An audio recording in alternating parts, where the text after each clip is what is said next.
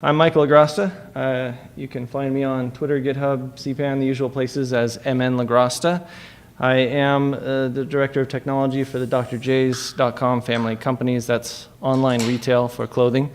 We have DJ Premium for West Coast styles and East Coast styles, mostly hip-hop, urban, streetwear. If you're into that, like, obviously, there's a discount code for you, good for the rest of the month. And I, thank you to them for helping me come out here. My personal site is legrasta.com, and at coder.com I have some project information. I have updates on these and other projects.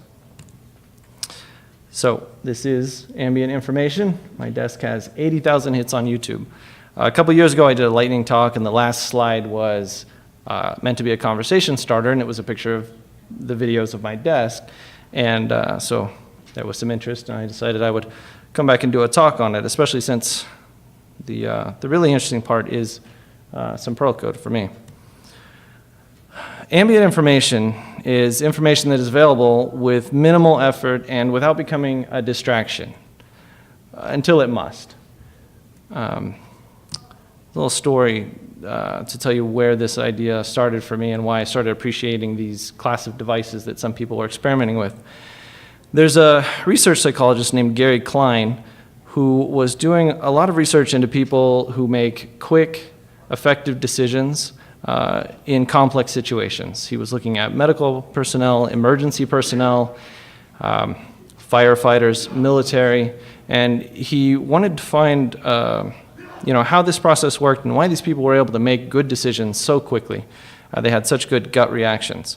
And he's since developed a model of this, and he did it based on interviews with quite a few people. And there's a fire chief he interviewed, your classic manly man fire chief, who reluctantly and a little embarrassed admitted that he had had a psychic vision at one of his outings with his crew. They'd gone out to fight a perfectly normal kitchen fire, and they got there on the scene, and the walls were coming up through the flames were coming up through the walls, and they started to do their normal containment things, and he said, "This is just wrong." And he says, "At that moment I had a vision of the floor falling out and all of us falling to our death." And he yelled for everyone to get out of the room. "Get out, out now." And his team, they were a solid team, they listened, they ran out the door, and just as they did, sure enough, the entire kitchen falls into the basement, where the real fire had been raging for an hour already and consuming all the structure underneath. And so through this process of interview, he pulled out a lot of information. The fire was way too hot for what he could visually see. There wasn't enough noise for the amount of heat being generated. It should have been a raging, roaring, crackling fire. And he felt the air rushing in. He realized later that it was hard to breathe, that the fire was sucking up so much oxygen, which didn't make sense for this kitchen fire. It didn't meet his expectations that he'd developed over time. And of course, this wasn't really a psychic vision. This was his brain, our pattern matching machine brains, assembling a wide array of data from around the room, this temperature, sound, everything around him. And he formed it into this coherent opinion that said, this is heat coming from the wrong place, this is wrong. And this is what we call intuition, and it can be built up over time and improved with experience. But in addition, your ability to take in data, and the more data points you can understand and function with, the better you can make these quick decisions. So I thought about this for a while. It's about getting information. And I thought, well, this isn't it. That's a lot of information, but in my opinion, these things are made for data center investors and not the sysadmins. And then you have this kind of standard dashboard, which has a lot of numbers. It's good information. To me, this is more useful once an incident has occurred or you're trying to troubleshoot. I'm not going to sit here and watch it. So what other kinds of things are just obvious? And this is the famous weather rock that you can find all over the place. If the stone is wet, it's raining. If the stone is dry, it's not raining. This is a little oversimplified, but that's the kind of intuitive thing that I was thinking of. And truly ambient information would be something that you're just aware of or not aware of until you need to be, like our senses.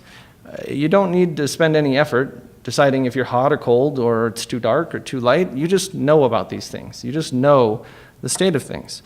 Until there's a change that warrants your attention. Suddenly, it's very cold. You need to do something about it. So I was thinking about ways to present this kind of information, and we moved into a new office space, and we were given these glass desks. And version 1 was born. It had 8 individually controlled lights, very simple, but I played around with assigning different colors and meanings to different areas on the desk. And build processes could go fade from one color to another, turn red when they went wrong, server alerts, things like that. And I stopped missing phone calls when I was wearing my headphones. This was just built on 8 of these lights from ThingM. They're just USB, one USB controller. And it was good. It was interesting. I used some foam core and zip ties and just taped it under a desk as a first experiment. Just like you give yourself permission to fail, I give myself permission to use cheap prototype materials so that I don't hesitate to build things several times. Well, it was actually quite well received. I posted it on YouTube, sent it, did a write-up on Instructables, and it started getting thousands of views. And so I was invited to the Bay Area Maker Faire to display it, and I decided, well, I've got to wrap this up. I'm not going to bring 8 little lights all the way to Bay Area Maker Faire. So I added about 232 more LEDs and a lot more zip ties. I upgraded to pegboard from foam core, although I have since returned to my foam core roots, you'll see in a minute. It's still very simple. An Arduino, that's an Arduino Uno Ethernet, which at the time was the only one with an Ethernet connection built in. That's since obsolete, which prompted some upgrades along the way. But the core of this, just this idea of just displaying this information, different colors, position, has proven very useful for me. And that Arduino is no longer available. And the other thing that evolved over time was that I put less intelligence into the desk. At first, the desk had, it's a web server, obviously. It has a REST type interface. But it was going out and querying things, and that just was backwards. So then I moved the intelligence into a Perl script, and now I could scrape Nagios. I could watch the VoIP phone systems. I could, get input from anywhere I wanted. And then it became a lot more interesting. So this is what it's running on now. This is the Adafruit Feather Huzzah, which is just an Arduino with an ESP8266 daughter board sandwiched to it. SparkFun has their own version. That Arduino costs $65. Now, there's 16. You can use any generic one off the internet, eBay, Amazon, whatever. It's really become a lot more available. Was able to simplify the code quite a bit. The desk can now report back on its status and things like that. In fact, it was interesting. When I went to Maker Faire, they asked me if this needed to be in their dark room where they put LED-based projects. And I said, no, it's pretty bright. I think it'll be okay. It's really meant to be viewed in a normal office environment. And it has some patterns it can run in the background. Obviously, it doesn't do this when I'm doing my normal routine at work. That was one of the comments I got, is how do you get any work done? It doesn't normally do this. The whole point is that it usually does not much of anything. But as a retail business, we have so much of our business done during the holidays, and it's a super critical time. And so now, the desk is just there. I'm doing my work. The sysadmins have their monitoring tools, but as the guy who's ultimately going to be yelled at when the site's down, I like to know, it's kind of a red day today. What's going on? And so, it really does help give you that automatic understanding of what's going on, whatever kind of thing you're addressing to it. It uses, you're not supposed to read that, don't worry, there'll be more detail. But this is the standard Arduino IDE. It's, again, very basic tools. Anybody familiar with that kind of code will see your normal initialization and setup routines. The light modules have drivers that Adafruit made, and the Wi-Fi chip has a library not only for itself, but some basic web server functions. So then you can register route handlers, just like many other systems you're familiar with. And then you can see the sort of API that I created with this. I have added the concept of a frame, which is the entire state of the display, so that you can get or set the entire display. And it actually even can do small animations then. It has a built-in function for alerts and some things like that. So I'll show you that in just a minute. You can hit it with curl, obviously, and then just about any scripting language on the planet can make requests. I use the environment variable just to reduce some config for the Perl script. But you can see here's the result of a getInfo call. It actually returns JSON. And then here's an example Perl script. No, just kidding. That is obfuscated Perl contest winner from the first time. But let me switch over to that real quick. Let's see if you guys can see this.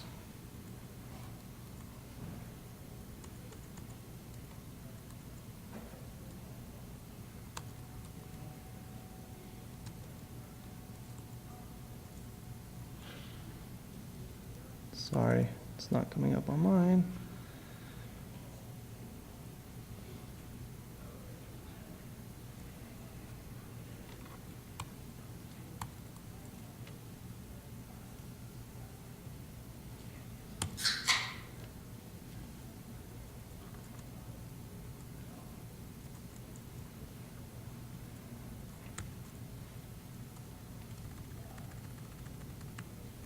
So this is the Arduino code. I don't think there's actually much to go into here because I have tried to make it very much, just a display. But if we switch to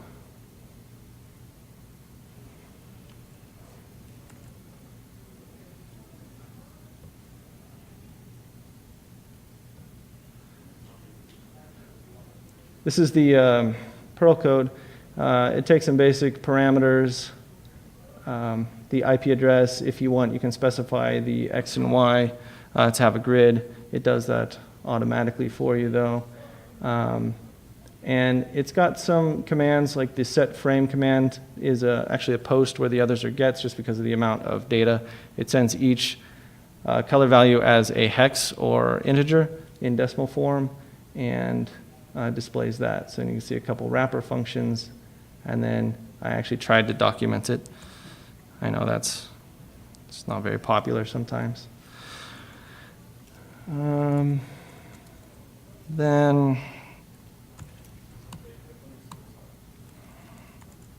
sorry, I'm going to bring this back over here. That is not easy to see.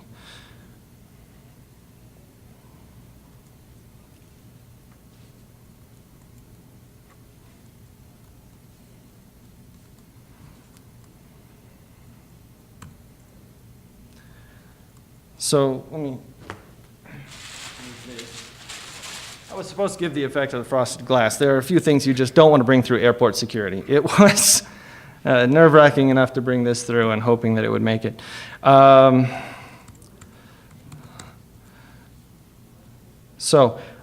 desk does, again, it has some background patterns that it'll run, the built-in alert functions.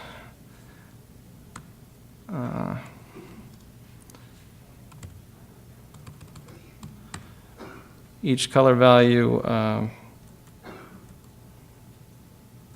is just 32-bit, like I said. So you can use web colors that you're familiar with, like FFF, FFF, FFF, and it will display them. You can also set duration and things.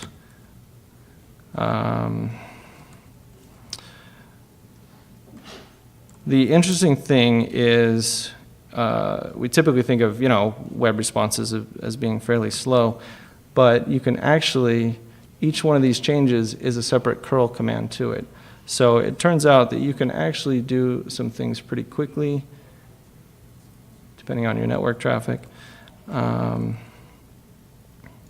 And one of the other things that is new to this is that you can send whole frames of images to it. So if you pass it an image, anything that GD understands, it will actually convert it to, it'll resize it and then put it on the display.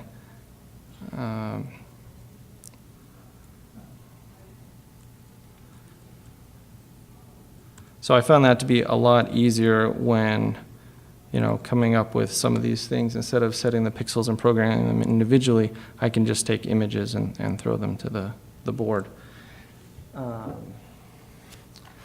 This is a smaller version that I made. I'm just going to pass that around.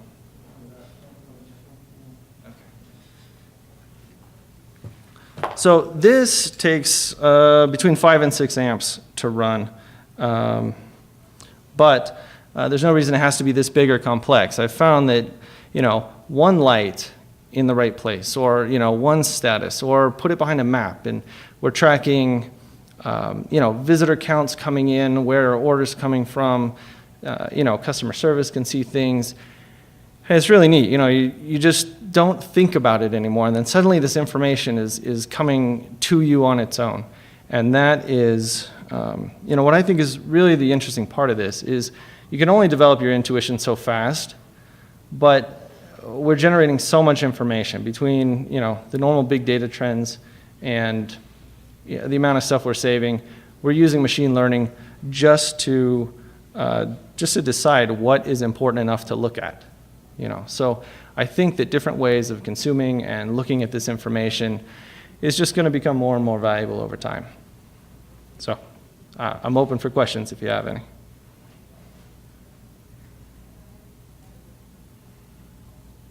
Yeah. Is most of the interaction with it sending entire frames, or are you typically just changing one pixel at a time? I found that frames is really helpful because I can create an overall picture. One of the things I did was now the alerts and those commands, they record the state and then set the alert and then put the state back, which is a nice step instead of clearing out what was there. But really, I think of this now as just a display. Those times when you might have a monitor on the wall or something like that, this can be spread over an entire wall. It can be 1 pixel. It can be 1,000 pixels. When you watch a fancy game show or one of the music contests on TV and you see the giant screen behind them, it's these. It's just a lot of these. So this really is, you can make Jumbotron, you can make 1 pixel. And having less intelligence in the display and more in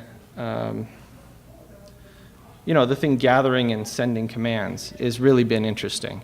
Like I said, the tie into Nagios was a blast because during holiday, I made a grid of all of our servers, and it was load average and visitor count and RAM utilization. And you just sort of watched it, just over time you would know. And like I said, you get this general feeling for it. Hey, we're getting spikes every day around 11 o'clock. What's happening then? So, really just that translating this overly complicated, fragmented information into something that's just there in without thinking about it. Anything else? Yeah, when you're not monitoring that kind of broad server load, do you use it for individual alerts? How do you discern between light on row 2, column 6? The only time I really do things that specifically is when, it's typically inside of a glass desk. So I'll just mark it up with dry erase markers, and I'll reassign it. We're doing a big series of builds. I'll do, test and compile and this module or that module. We were fighting an attack, which we thought was a DDoS attack, but it was just a really incompetent password crack. So all of our attacks are incompetent. I guess we're lucky. I would really like to see somebody who knows what they're doing, but You know, we have a lot of people trying to break credit cards, and so sometimes we'll monitor, you know, that level of activity and timeouts and things like that. You know, I've shut off my phone, so I don't do that for phone calls anymore because there aren't any good phone calls for me anymore. But yeah, it turns out there's a lot of things. I've also been contacted by hospitals where they're representing, you know, they want to do patient room statuses. And if you can figure out a good way to make an index, to aggregate that different information into one thing, you know, you can see it. Music studios where they don't want sound, they don't want, you know, ringing phones or things, or places where it's too loud and you need something you can see instead of hear. And then I've got plenty of requests for just purely cosmetic displays, you know. In fact, at Maker Faire, a girl came up to me and asked me how you could do this battery operated because she wanted that to be her prom dress. So it's really been all over the map. I mean, I can't tell you how many people have told me I should put an audio input on it and make my desk an EQ. And that's just not, you know, it's cool, but, you know, for me, it's more about consumption of information with little effort. But the more I dig into it, the more I find that there are an incredible a number of metrics.